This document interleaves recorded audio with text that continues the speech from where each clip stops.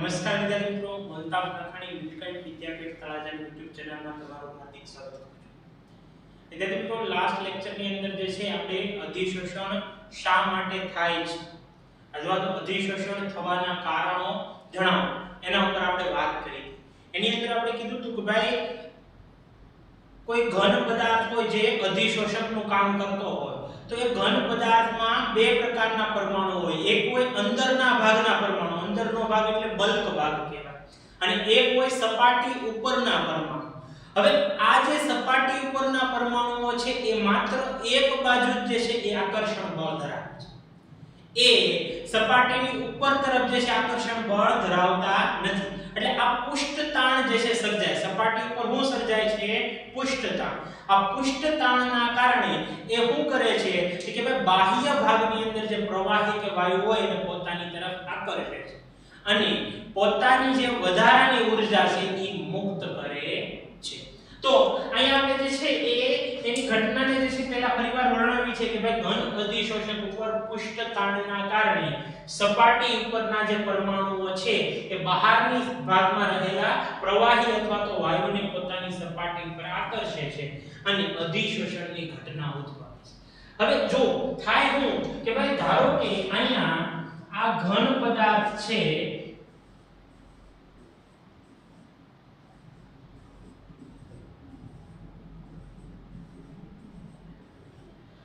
સપાટી ઉપરનો પરમાણુ છે, આ બધા પરમાણુ સપાટી ઉપર છે। હવે અહીંયા કોઈ બીજો જે છે એ વાયુ જોડાય આ સપાટી,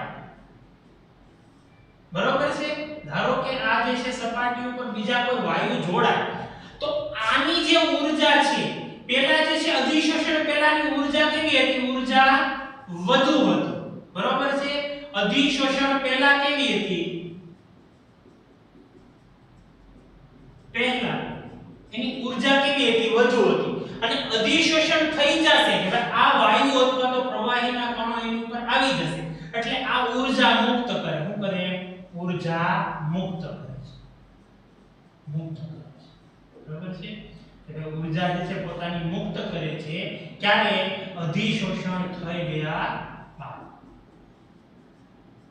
થયા પછી। હવે ઊર્જા મુક્ત કરે તો આ ઘટનાને શું કહેવાય છે વિદ્યાર્થી મિત્રો? ઉષ્માક્ષેપક પ્રણાલી। કેવી પ્રણાલી કહેવાય? ઉષ્માક્ષેપક પ્રણાલી। તો અહીં આપણે લખી શકીએ કે ભાઈ અધિશોષણ દરમિયાન સપાટી પરના પરમાણુઓ પોતાની ઊર્જા મુક્ત કરે છે, માટે અધિશોષણ એ ઉષ્માક્ષેપક પ્રક્રિયા છે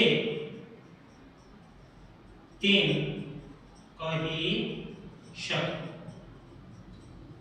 બરાબર છે ભાઈ? કે ભાઈ અહીંયા ઉષ્મા શું કરે? ઊર્જા પોતે મુક્ત કરે છે એટલે આપણે એમ કહી શકીએ કે ભાઈ ઉષ્માક્ષેપક છે।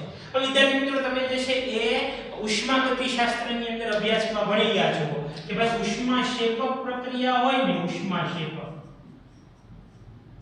પ્રક્રિયા માટે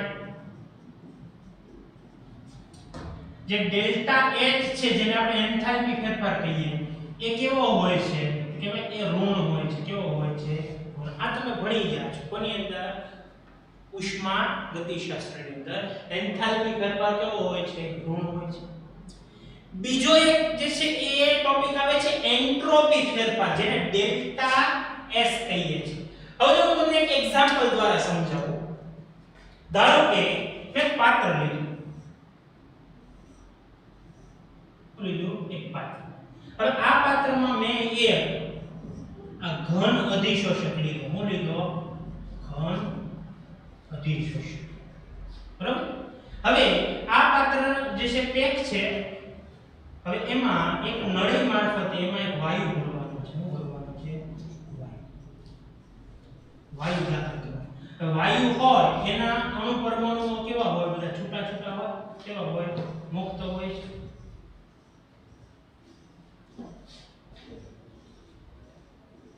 બરાબર? વાયુના અણુ પરમાણુઓ કેવા હોય? બધા છૂટા છૂટા હોય છે. બરાબર? હવે આ ઘન અધિશોષણ શું કરશે? તો કે ભાઈ આ જે વાયુ છે એને પોતાની સપાટી ઉપર આકર્ષશે. આ જે વાયુના અણુ પરમાણુઓ છે એને શું કરશે? પોતાની સપાટી ઉપર આકર્ષશે. પોતાની સપાટી ઉપર શું કરશે? આકર્ષણ કરશે. હવે મને કહો તો વાયુઓ બધા અસ્તવ્યસ્ત ફેલાયેલા છે. કેવા છે? અસ્તવ્યસ્ત. અવ્યવસ્થાનો માપક્રમ વધારે છે કે? તો શરૂઆતની અંદર એન્ટ્રોપી કેવી હતી? વધુ હતી. શરૂઆતમાં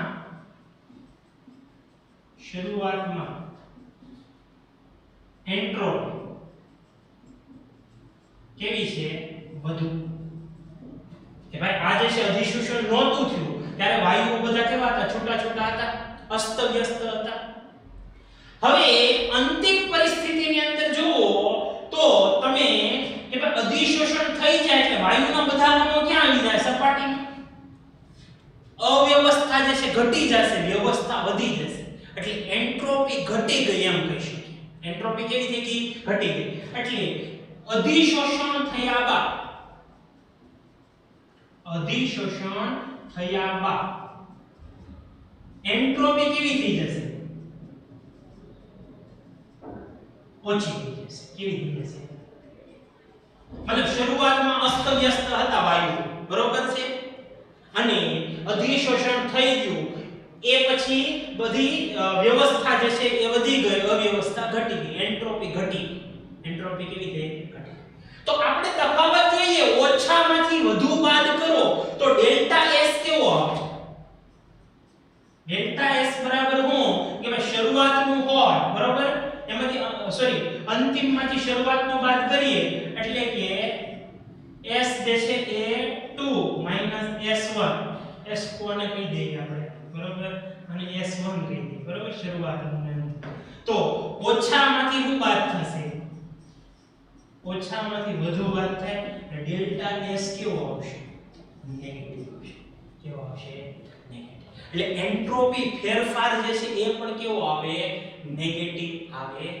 બે વસ્તુ જો વિદ્યાર્થી મિત્રો કે ભાઈ પહેલો હું તો કે ભાઈ ડેલ્ટા h ની વાત કરી કે ભાઈ ઉષ્માક્ષેપક છે, ઉષ્માક્ષેપક માટે કેવો હોય? ઋણ હોય.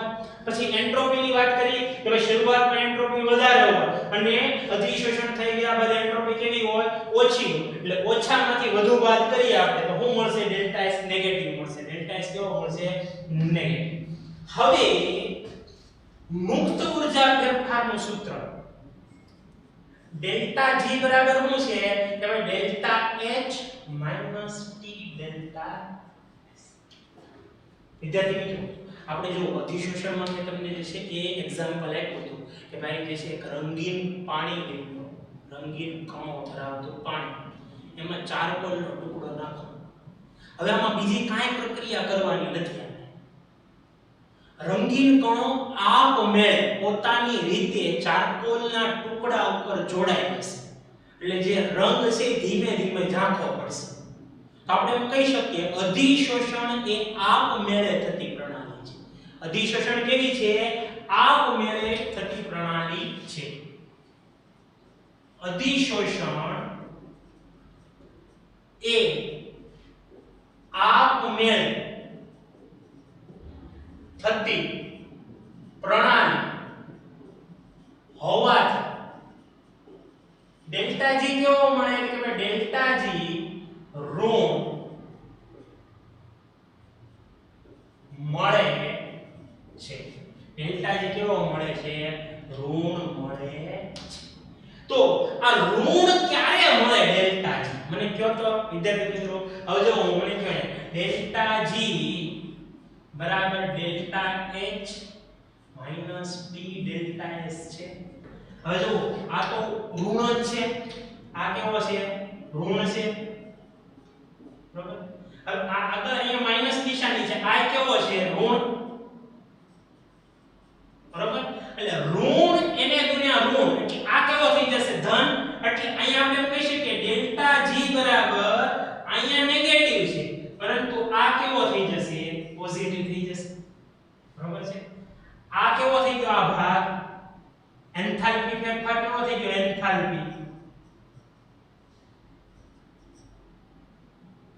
એન્થાલ્પી ફેરફાર કેવો થઈ ગયો ઋણ બરોબર છે ટી ડેલ્ટા એસ નો ભાગ કેવો થઈ ગયો ધન તો આપણે એમ કહી શકીએ કે એન્થાલ્પી ફેરફાર ઋણ તો હશે પણ એનો જે વિસ્તાર હશે એ ખૂબ વધારે હશે મતલબ કે એ ખૂબ વધારે ઉષ્મા ગુમાવતો છે ખૂબ જ વધારે કેવો છે ઉષ્મા ગુમાવતો જો ખૂબ જ વધારે ઉષ્મા ગુમાવતો હોય તો જ ડેલ્ટા જી ઋણ થાય ધારો કે એમ કહો કે ભાઈ આ જે છે એ -50 જૂલ હોય કેવા હોય -50 જૂલ અને આ બેનો ગુણાકાર જે છે એ +40 થતો તો 40 માંથી -50 બાદ કરો ને મતલબ -10 આવે એટલો હવે -10 આવે સમજાય છે કે નહીં તો એમ કહી શકીએ કે ભાઈ આ ઋણમાં હોવો જોઈએ અને ટી ડેલ્ટા એસ થી પાછો મોટો હોવો જોઈએ યાદ રાખજો ડેલ્ટા એચ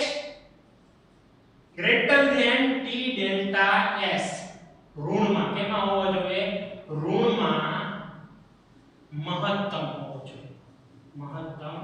હોવો જોઈએ બરોબર ત્યારે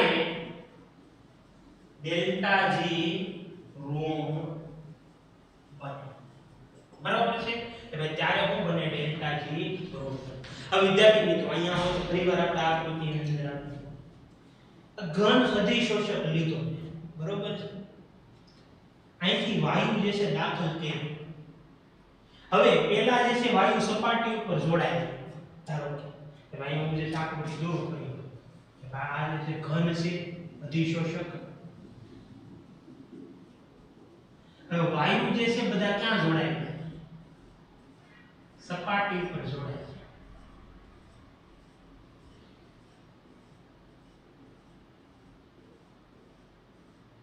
હવે મને કયો હવે વધારે આપણે વાયુ દાખલ કરીએ અહીંયા વાયુ હવે એક વખત સપાટી પર બધા જોડાઈ ગયા હવે કદાચ વાયુ દાખલ કરશો તો એ સપાટી પર જોડાશે નહીં જોડે એટલે સપાટી રોકાઈ ગઈ કે આ ક્લાસમાં આવો બેન્ચીસ 3 જણાની ખાલી હોય 3 જણા આવ્યા ગોઠવાય હવે બીજા 3 જણા આવે તો ઈ બેન્ચીસ ઉપર ના બેસી શકે કારણ કે ત્યાં ઓલરેડી કોક આવી ગયું છે બરાબર તો આપણે એમ કહી શકીએ કે ભાઈ અધિશોષકની જે સપાટી છે એ રોકાઈ ગયા બાદ જે વાયુ દાખલ કરો તો એ વધારે અધિશોષિત નહીં આ કદાચ કોકની ક્ષમતા વધારે હોય તો બીજું લેયર બનાવે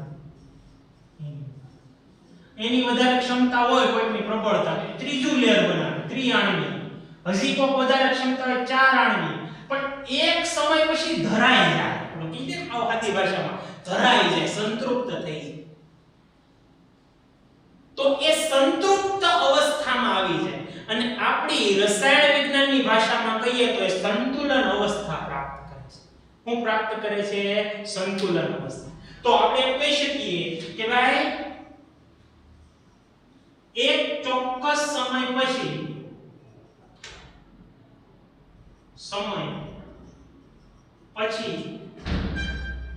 અધિશોષણ એ સંતુલન અવસ્થા પ્રાપ્ત કરે છે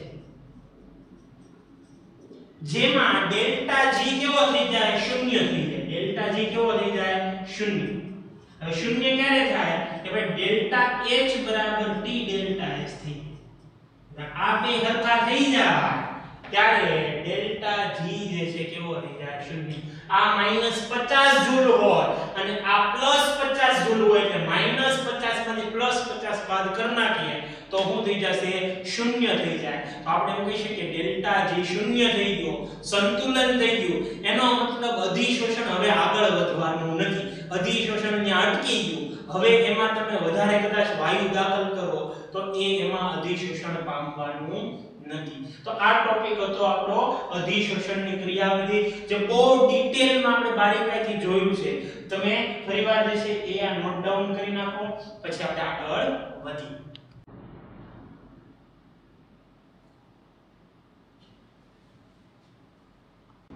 મિત્રો હવે પછીનો જે ટોપિક છે આપણો એ છે અધિશોષણના પ્રકાર તો અધિશોષણના બે રીતે પ્રકાર પડે છે પહેલો જે પ્રકાર છે અધિશોષિતની સાંદ્રતાના આધારે અને બીજો પ્રકાર છે અધિશોષક અને અધિશોષિત વચ્ચે જે આકર્ષણ બળ હોય એના આધારે જે છે પ્રકાર પડે છે. હવે સાંદ્રતાના આધારે એના બે પ્રકાર પડે છે, એક તો ધન અધિશોષણ અને એક છે ઋણ. ધન એટલે પોઝિટિવ અને ઋણ એટલે નેગેટિવ. પહેલા આપણે આના પ્રકાર જોઈએ, પછી આપણે જે છે એ ભૌતિક અને રાસાયણિક અધિશોષણ પર વાત કરશું. તો પહેલા જે છે આપણે લઈએ ધન અધિશોષણ.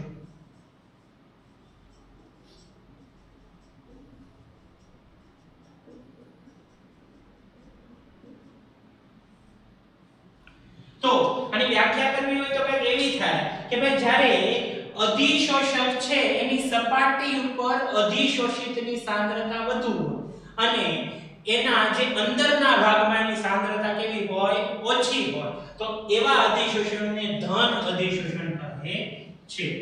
કે ભાઈ જે અધિશોષણમાં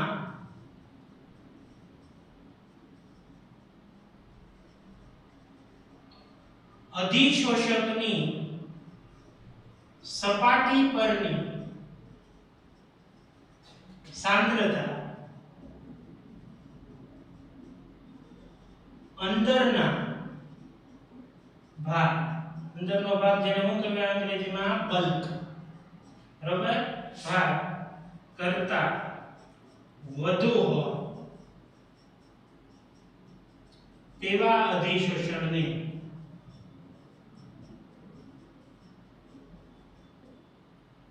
પોઝિટિવ અધિશોષણ એટલે કે ધન અધિશોષણ કહે. આનું એક્ઝામ્પલ લઈએ ને વિદ્યાર્થી મિત્રો, તો એક્ઝામ્પલ કંઈક એવું છે કે ભાઈ સાંદ્ર KCl નું તમે દ્રાવણ લો, પોટેશિયમ ક્લોરાઇડ નું, અને એમાં ચારકોલ નાખો. કેવો નાખો કે ભાઈ વનસ્પતિ ચારકોલ, યાદ રાખજો વનસ્પતિ ચારકોલ. તો આ જે છે એ પોઝિટિવ પ્રકારનું અધિશોષણ દર્શાવશે. યાદ રાખવાનું છે સાંદ્ર KCl નું દ્રાવણ અને એમાં અધિશોષક તરીકે શું નાખવાનું છે, વનસ્પતિ ચારકોલ, અને આ બેને ભેગા કરશો તો તમને ધન અધિશોષણ જોવા મળશે. પછીનો જે ટોપિક હતો એ હતો ઋણ અધિશોષણ.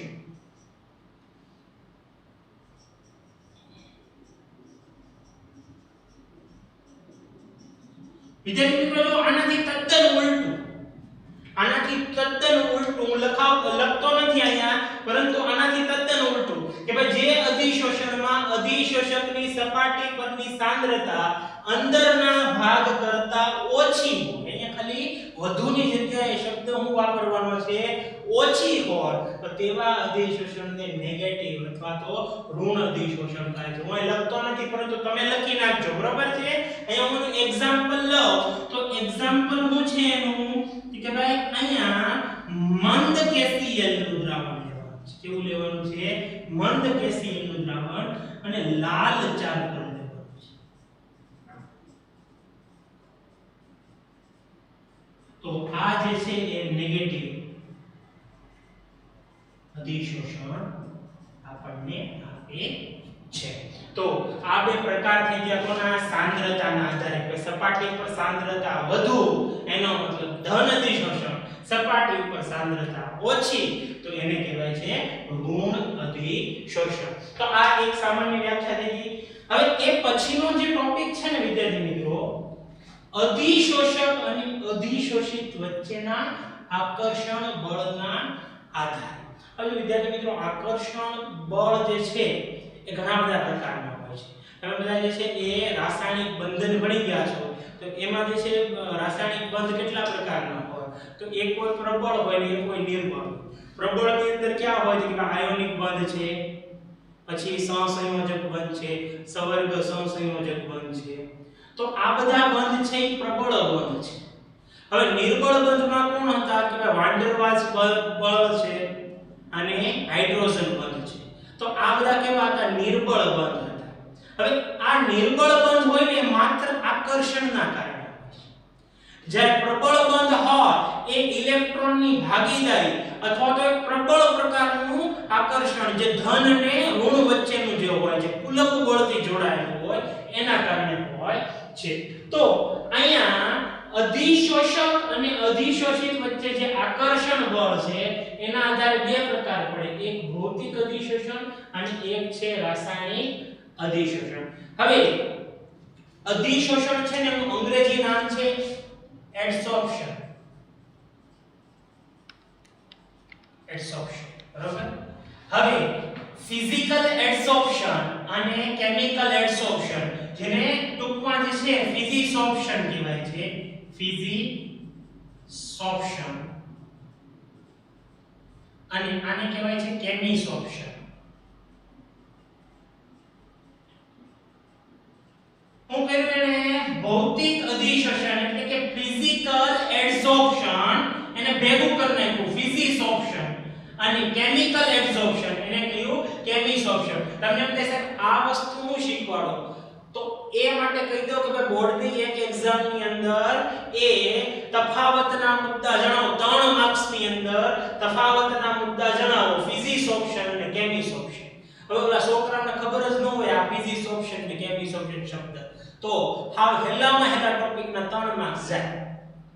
એટલા માટે અમારે કહેવું પડે ભાઈ આ જે છે તમને આ રીતે પણ પૂછી શકે, ફિઝિસોર્પ્શન અને કેમિસોર્પ્શનના તફાવતના મુદ્દા જણાવો, તમને ખ્યાલ હોવા જોઈએ. બાકી ભૌતિક અધિશોષણ ને રાસાયણિક અધિશોષણ કીધું હોય તો તમે 3 માર્ક બેઠે બેઠા લાવો. તો બોર્ડ વાળો થોડા ટ્રિકી ક્વેશ્ચન કરી નાખે તો એમાં ક્યારેક જે છે તમારે 3 માર્ક્સ જાય.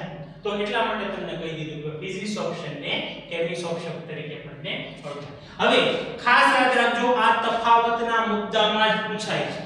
ફિઝિસોર્પ્શન અને કેમિસોર્પ્શન એ તફાવતના મુદ્દામાં જ પૂછાય છે, એટલે એ માટે આપણે તફાવતના મુદ્દા લખીએ. તો સવાલ જ બનાવી નાખીએ આપણે ભાઈ ક્વેશ્ચન.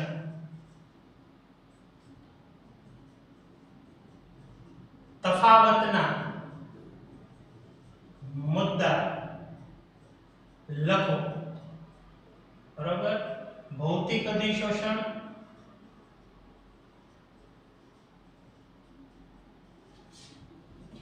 અને રાસાયણિક અધિશોષણ. બરાબર છે. તો આ બાજુ આપણે લખી નાખીએ ભૌતિક અધિશોષણ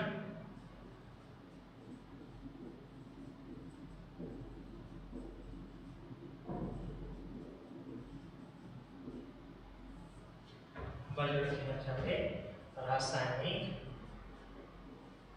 અધિશોષણ.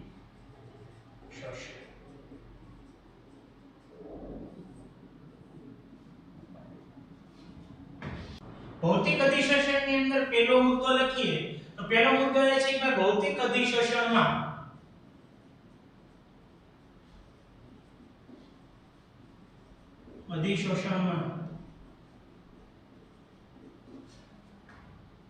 ભૌતિક આકર્ષણ બળ, ભૌતિક આકર્ષણ બળ. હવે આ ક્યાં ક્યાં છે કે ભાઈ વાન ડર વાલ્સ બળ છે, પછી હાઇડ્રોજન બંધ છે, આ બધા કેવા છે ભૌતિક આકર્ષણ બળ કહેવાય, જોવા મળે છે. હવે આ જે બળ છે ને જે વાન ડર વાલ્સ બંધ કયો કે હાઇડ્રોજન બંધ કયો એ બહુ નિર્બળ હોય છે, આસાનીથી તૂટી જાય. કેવા? આસાનીથી, બહુ નબળા હોય છે. બરાબર. તો રાસાયણિક અધિશોષણની અંદર પહેલો મુદ્દો લખીએ તો સેમ આની જેમ કે ભાઈ રાસાયણિક અધિશોષણમાં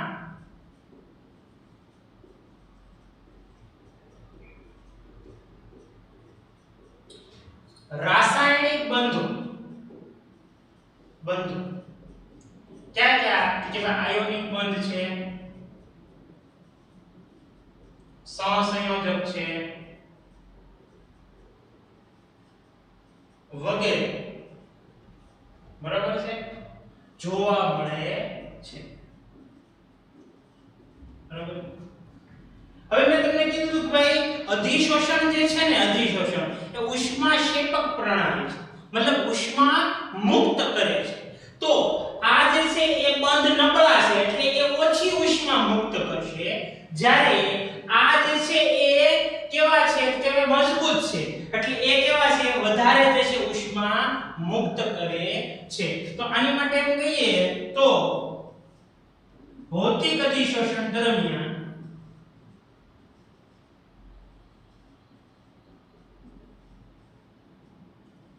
માં 20 થી 80 કિલોજૂલ પર મોલ ઉષ્મા મુક્ત કરે છે। બરોબર છે ભાઈ। જ્યારે રાસાયણિક અધિશોષણ જે છે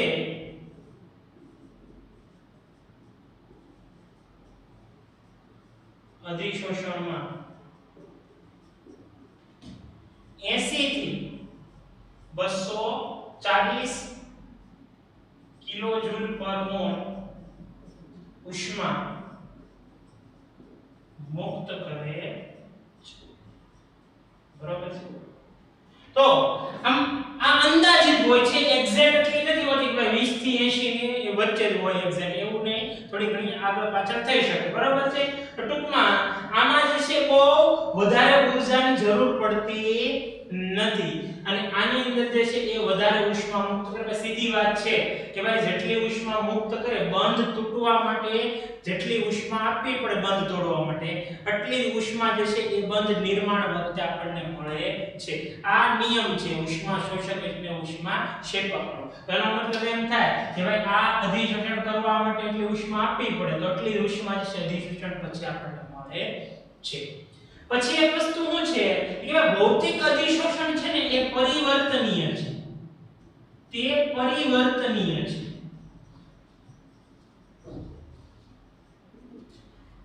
આયા જે છે એ અપરિવર્તનીય છે, તે અપરિવર્તનીય છે। તમને એમ કહેશે આ હું પરિવર્તનીય અને અપરિવર્તનીય, એનો મતલબ એમ થાય કે ભાઈ આપણે જે છે એ અધિશોષક લીધો, હું લીધો અધિશોષક, આની સપાટી ઉપર જે છે અધિશોષિત જોડાય, હું જોડાય અધિશોષિત। બરોબર, તો હું થયું અધિશોષક। હવે અહીંયા કંઈક દબાણ ઘટાડ્યું કે તાપમાન વધાર્યું અને આ વાયુઓ છૂટા પડી જાય એટલે અપશોષણ થાય, શું થાય? અપશોષણ। એટલે કે અધિશોષણ થયું, પછી વાયુઓ છૂટા પડી ગયા એટલે અપશોષણ થયું, એ પાછા વાયુઓ તમે દાખલ કરો તો પાછા જે છે એની સપાટી ઉપર જોડાય, પાછા જે છે એને દૂર કરો તો એ પાછા અપશોષણ થઈ જાય। એટલે અધિશોષણ અને અપશોષણ બંને ક્રિયા થાય। આ બંને ક્રિયા થાય તો એને કહેવાય પરિવર્તનીય છે। શું છે? પરિવર્તનીય। કે ભાઈ આ જે છે અધિશોષિત જોડાય, પાછા દૂર થાય, જોડાય, દૂર થાય, તો આ બંને ક્રિયાઓ થતી હોય તો આ ક્રિયાને શું કહેવાય છે? પરિવર્તનીય છે। હવે અહીંયા જુઓ તો હું કીધું અપરિવર્તનીય, એનો મતલબ એક વખત જોડાઈ જાય પછી એ છૂટા પડતા નથી, કારણ કે બંધ બની જાય, ઇલેક્ટ્રોનની ભાગીદારી થઈ જાય અને એ પછી આસાનીથી એ છૂટા પડતા નથી, એટલે આવી ગયા પછી એનું અપશોષણ થતું નથી, એટલે એને કહીએ છીએ તે અપરિવર્તનીય છે એમ આપણે કહી શકીએ। ચોથો મુદ્દો જે છે એ છે તાપમાનનો છે। હવે ભૌતિક અધિશોષણની અંદર શું હોય છે કે ભાઈ અહીંયા તમે બધા જાણો કે ભાઈ ઘન પદાર્થ હોય, ઘન પદાર્થ અધિશોષક લીધો, હવે વાયુના ઘટક કોણ જોડાઈ જાય એટલે અધિશોષણ થયું એમ કહી શકીએ। બરોબર છે? બરોબર। હવે તાપમાન આપો એટલે સ્વાભાવિક છે કે આ વાયુના ઘટક કોણ એની સપાટી છોડીને જતા રહેશે, એની સપાટી છોડીને શું થશે? જતા રહેશે, કારણ કે તાપમાન આપો એટલે એમાં ઉષ્મા હોય, ઉષ્મા હોય એટલે આની જે છે ગતિ ઊર્જામાં શું કરે? વધારો કરે, એટલે એની સપાટી છોડીને જતા રહે વાયુ, એની ગતિ ઊર્જામાં વધારો થાય એટલા માટે, એટલે એ અધિશોષણમાં ઘટાડો કરે છે। તો આપણે એમ કહી શકીએ નીચું તાપમાન હોય તો અધિશોષણ વધે, પણ જેમ જેમ તાપમાન વધારીએ તેમ અધિશોષણ ઘટતું જાય છે। તો આપણે એમ કહી શકીએ કે ભાઈ ભૌતિક અધિશોષણ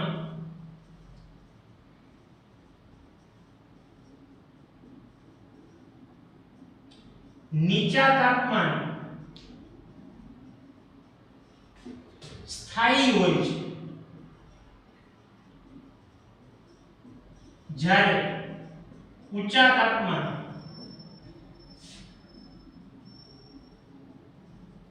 અસ્થાયી બને છે। તો અહીંયા આપણે કહી શકીએ કે ભાઈ રાસાયણિક અધિશોષણ આનાથી ઉલટું છે, તે માત્ર ઊંચા તાપમાને જોવા મળે છે। બરાબર। હવે આમાં પાંચમો મુદ્દો છે એ છે કે ભાઈ ભૌતિક અધિશોષણમાં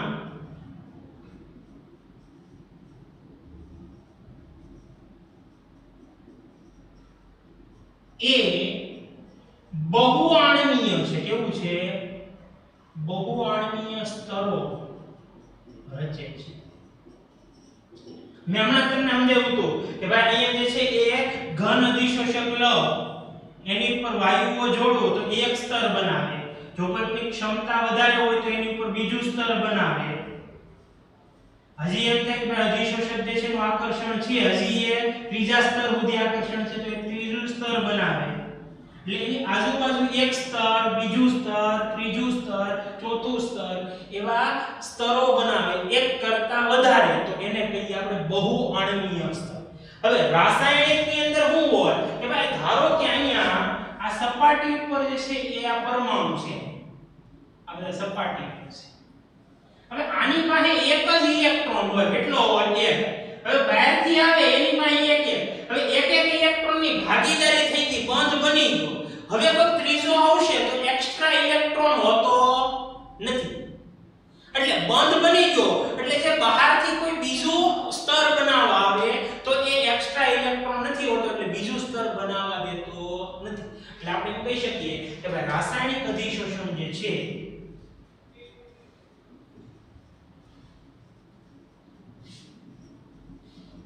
એ એક આણ્વિક સ્તર બનાવે છે। બરાબર છે। પછી છઠ્ઠો મુદ્દો લખીએ તો ભૌતિક અધિશોષણ માટે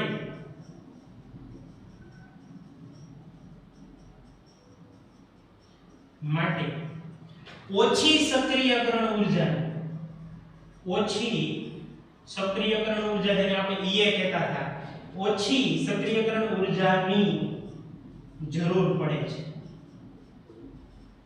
સ્વાભાવિક છે કે ભાઈ મેં રંગીન પાણી છે એમાં ચારકોલ નાખ્યો, ઓટોમેટિક જે છે પ્રક્રિયા થાય, આપમેળે થતી હોય તો એમાં બે પદાર્થને લાવવા માટે, નજીક લાવવા માટે જે ઉર્જા આપવી પડે એને સક્રિયકરણ ઉર્જા કહેવાય। એની કઈ હાજરી જરૂર પડે નહીં, તો આપણે એમ કહી શકીએ કે એમાં સક્રિયકરણ ઉર્જાની જરૂર પડતી નથી, નજીક લાવવા પડતા નથી, એની મેળે મેળે થઈ જાય છે। જ્યારે આની અંદર નજીક લાવવા પડે, ઈ બેની વચ્ચે જે છે બંધ બનાવવો પડે, બંધ બનાવવા માટે જે છે એ આપણે એને ઉર્જા આપવી પડે, એટલે થોડીક વધુ સક્રિયકરણ ઉર્જાની જરૂર પડે છે। એટલે છઠ્ઠો મુદ્દો જે છે કે ભાઈ રાસાયણિક અધિશોષણ માટે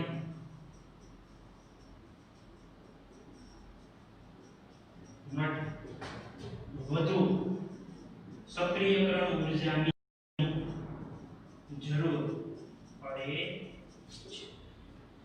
સાતમો મુદ્દો બેમાં કોમન છે, હું લખતો નથી, તમને કહી દઉં છું કે ભાઈ આ જે છે પ્રમાણમાં ઝડપી પ્રક્રિયા છે। ભૌતિક અધિશોષણ એ પ્રમાણમાં કેવી છે? ઝડપી પ્રક્રિયા છે। રાસાયણિક અધિશોષણ એ ઝડપી પણ હોઈ શકે અને ધીમી પણ હોઈ શકે। એની માટે કન્ડિશન એવી છે કે એ કોઈ પ્રણાલી ફાસ્ટ હોય, કોઈ પ્રણાલી જે છે ધીમી હોય છે, તો એ કન્ડિશન એની અંદર હોય, એટલે એ મુદ્દો નથી લખતો। આ સાતમો મુદ્દો જે છે એ અગત્યનો છે કે ભાઈ તે વિશિષ્ટ હોતા નથી, હોતા નથી। તમને એમ થશે આ વિશિષ્ટ નથી હોતા નો અર્થ શું થાય? એનો મતલબ એમ થાય કે ભાઈ કોઈક એક ઘન પદાર્થ રાખ્યો હોય અને ગમે એ વાયુ લીધો હોય, ગમે એ વાયુ, તો એમની વચ્ચે આકર્ષણ થાય, તો આ ઘટનાને એમ કહેવાય કે ભાઈ કોઈ પણ ઘન પદાર્થ કોઈ પણ વાયુ સાથે આકર્ષણ બળ ધરાવે તો એ વિશિષ્ટ હોતા નથી। એમાં ભૌતિક અધિશોષણ જો રાસાયણિકની અંદર શું થાય? એક રસાયણ હારે બીજું રસાયણ જે ચોક્કસ હોય એ જ પ્રક્રિયા કરે તો જ એમની વચ્ચે જોડાણ થાય, તો એ વિશિષ્ટ હોય કે ભાઈ એક રસાયણ માટે ચોક્કસ હોય કે આ જ રસાયણ પ્રક્રિયા કરશે, બીજું એક રસાયણ પ્રક્રિયા કરી શકે નહીં। તો એક સાથે કોઈ ચોક્કસ જોડાકો હોય તો એ વિશિષ્ટ થઈ જાય. હવે એ ક્યારે ગમે ઈ હાલે, બરોબર છે. ઓલા બટેટા જેવું, બટેટું જે છે એ બધા શાકમાં હાલે, બરોબર છે. તો આપણે એમ કહી શકીએ કે ભાઈ ઈ વિશિષ્ટ નથી, બરોબર છે ભાઈ. તો આ જે છે એ રાસાયણિક અધિશોષણ એ વિશિષ્ટ છે એમ કહી શકીએ, બરોબર છે.